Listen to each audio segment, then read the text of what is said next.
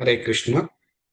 మనము ఆ, భగవద్గీత పారాయణం చేసుకుందాం. ఇప్పుడు ఒక మొదటి అధ్యాయము ఒక 17 minutes పడుతుంది.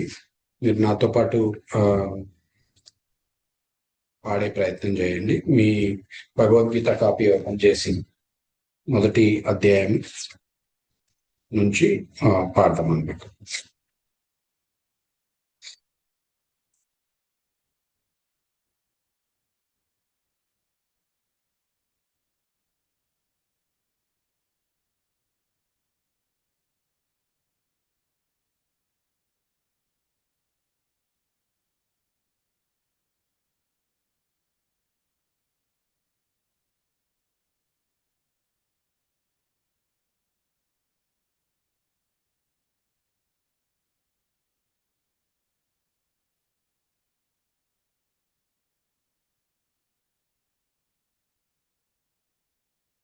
ఓం అజ్ఞానతిమిరాంధస్య జ్ఞానాంజనశలాకయా చక్షురున్మీలితం యేన తస్మై శ్రీగురవే నమః.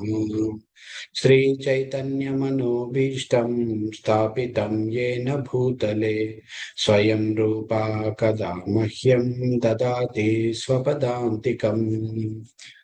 వందేహం శ్రీగురో శ్రీయుతాపదకమలం శ్రీగురుం వైష్ణవాంశ్చ శ్రీరూపం సాగ్రజాతం సహగణా రఘునాథాన్వితం తం సజీవం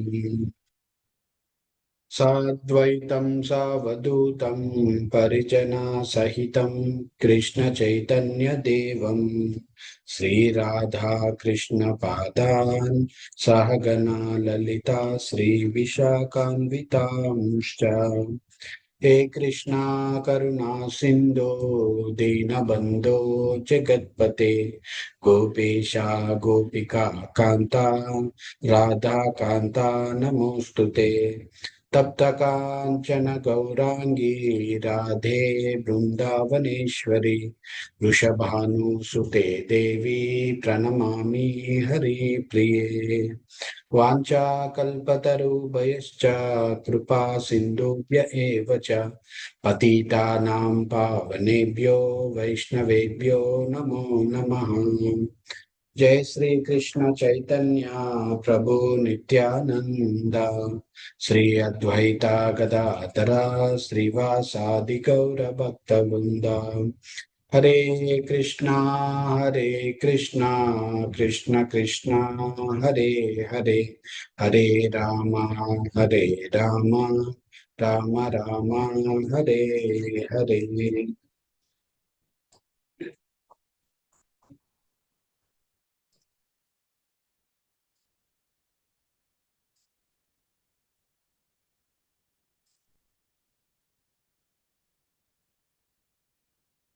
ఓం శ్రీ గురుభ్యో నమః. అత శ్రీమద్భగవద్గీతాసు ప్రథమోऽధ్యాయః.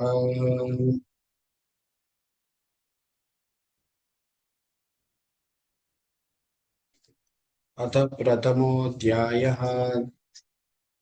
ధృతరాష్ట్ర ఉవాచ ధర్మక్షేత్రే కురుక్షేత్రే సమవేతాయుయుత్సవః మామకాః పాండవాశ్చైవ కిమకుర్వత సంజయ.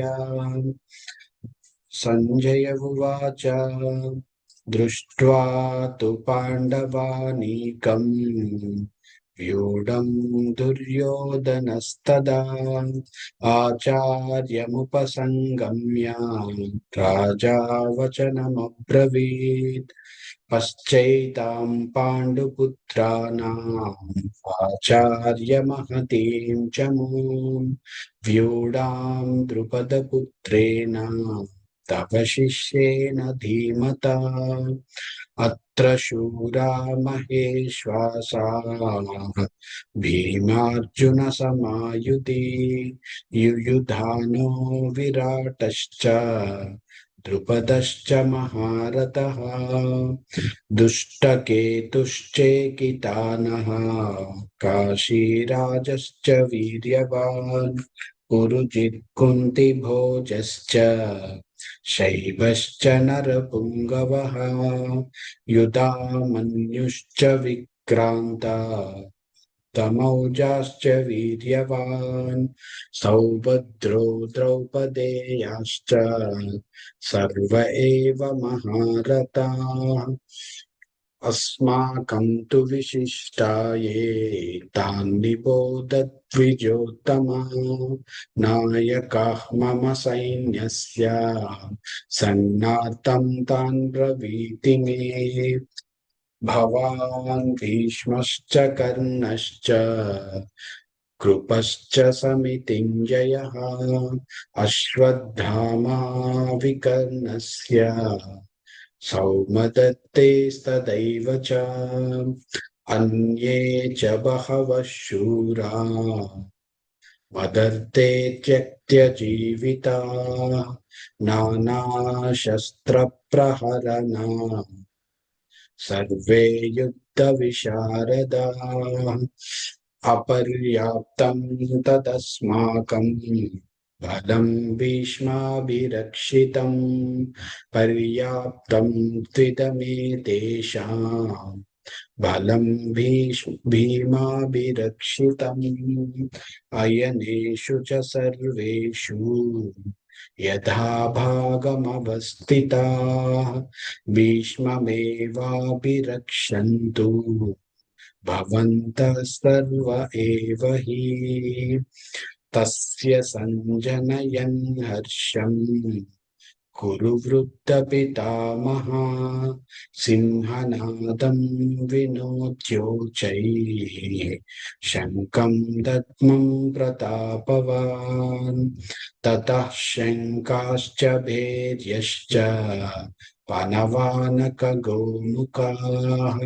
सहस्रैवाभ्यहन्तस्य सशब्दस्तु मुलोऽभवत् ततः श्वेतैर्हरैर्युक्ते महती सन्दने स्थितौ माधवः पाण्डवाश्चैव दिव्यं शङ्खं प्रदद्मतुः पाञ्चजन्यं ऋषिकेशो देवदत्तं धनुञ्जया पौण्ड्रं दद्मं महाशङ्खम् भीष्मकर्मा वृकोदरः अनन्तविजयं राजा कुन्तीपुत्रो युधिष्ठिरः नकुलः सहदेवश्च सुघोषमणिपुष्पकौ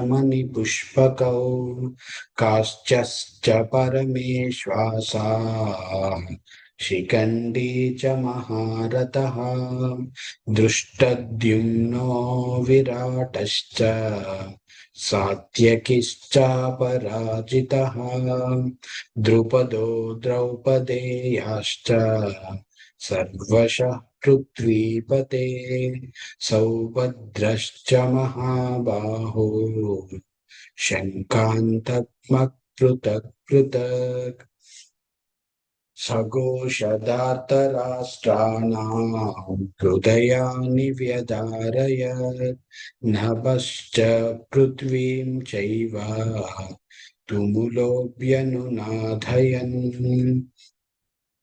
अधः व्यवस्थितान् दृष्ट्वा धार्तराष्ट्रान् कपिध्वजः प्रवृत्ते शस्त्रसम्पाते धनुरुद्यम्य पाण्डवा ऋषिकेशं तदा वाक्यम् इदमाह महीपते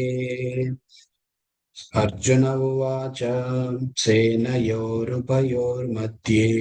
रथं स्थापयमेच्युत यावदेतान्निरीक्षेऽहम् योद्धुकामानवस्थितान् कर्मया सह योद्धव्यम् अस्मिन् रणसमुद्यमे योत्स्यमानानवेक्षेऽहं य एतेऽत्र समागताः धार्तराष्ट्रस्य दुर्बुद्ध्ये प्रियचिकीर्षवः। संजय उवाच एवमुक्तो हृषीकेशो गुडाकेशेन भारत सेनयोरुभयोर्मध्ये स्थापयित्वा रथोत्तमम् भीष्मद्रोणप्रमुखतः सर्वेषां च महीक्षिताम् उवाच पार्थ पश्यैतान् समवेतान् कुरूनिति तत्र पश्यत् स्थितान् पार्थ पितॄनदपितामहान् आचार्यान् मातुलान् भ्रातॄन् पुत्रान् पौत्रान् सखींस्तदा शुशुरान् सुहृदैश्चैव सेनयोरुभयोरपि तान् समीक्ष्य स कौन्तेय सर्वान् बन्धूनवस्थितान् कृपया परयाविष्टो विषीदन्निमब्रवीत् अर्जुन उवाच दृष्ट्वेमं स्वजनं कृष्ण युयुत्सुं समुपस्थितम् सीदन्ति मम गात्राणि मुखं च परिचुष्यति वेपदृश्च शरीरे मे रोमहर्षश्च जायते गाण्डीवं स्रंसते हस्तात् त्वच्चैव परिदह्यते न च शक्नोम्यवस्थातुं भ्रमतीव च मे मनः निमित्तानि च पश्यामि विपरीतानि केशव न च श्रेयोनुपश्यामि हत्वा स्वजनमाहवे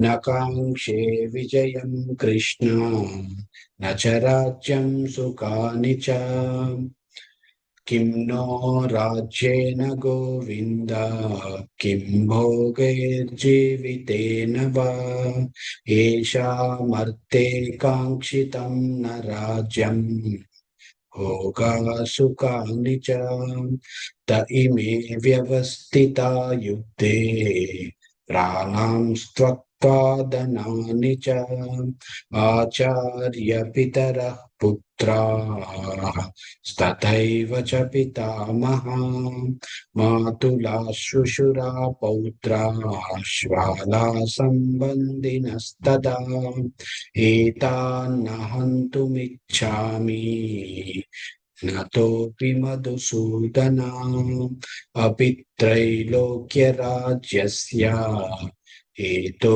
किं नु मही कृते निहत्य दार्तराष्ट्रान्नः का प्रीतिः स्यात् जनार्दन पापमेवाश्रयेदस्मान् अद्वैतानततायिनः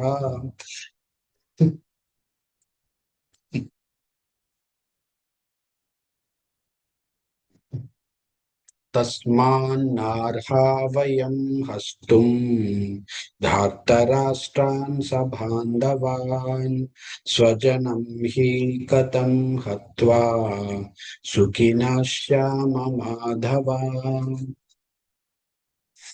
यद्यप्येतेन पश्यन्ति लोभोपहत चेतसः कुलक्षयकृतं दोषं मित्रद्रोहे च पातकम् कथं न ज्ञेयमस्माभिः पापादस्मान्निवर्तितुं कुलक्षयकृतं दोषम् प्रपश्यद्बुद्धिजनार्दना प्रपश्यद्बुद्धजनार्दना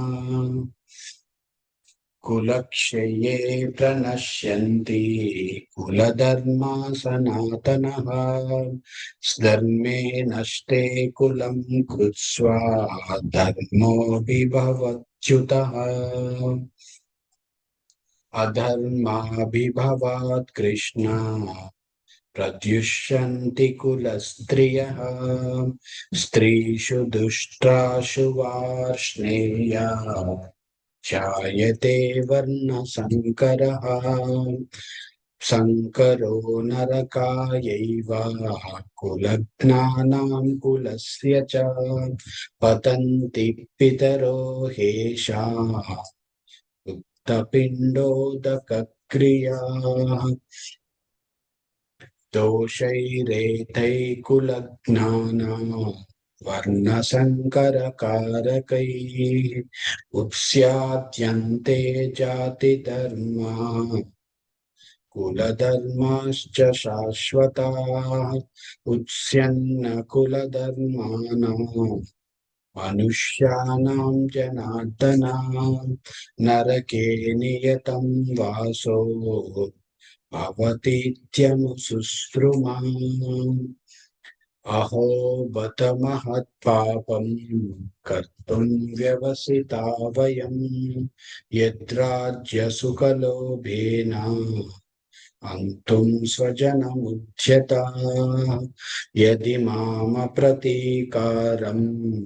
अशस्त्रं शस्त्रपाणयः धार्तराष्ट्रास्त्रने हन्तुम् तन्मे क्षेमतरं भवेत् सञ्जय उवाच एवमुक्तार्जुनः सङ्ख्ये रतोपस्तत विभाविशत् विसृज्य सशरं चापं शोकसंविघ्नमानसः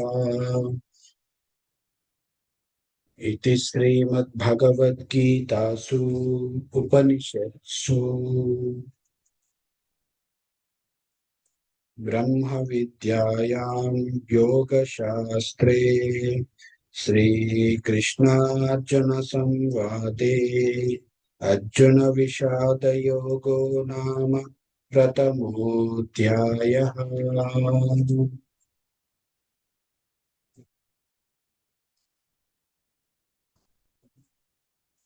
हरे कृष्ण। सर्वं कृष्णार्पणमस्तु।